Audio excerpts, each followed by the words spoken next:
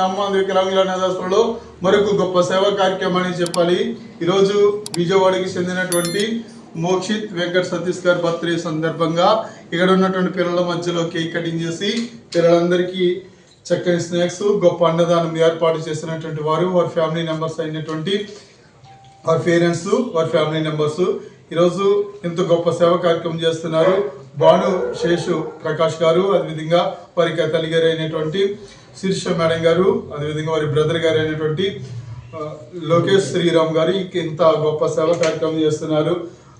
మోక్షిత్ గారు ఇటువంటి పుట్టినరోజులు ఎన్నో మరెన్నో చేసుకోవాలి.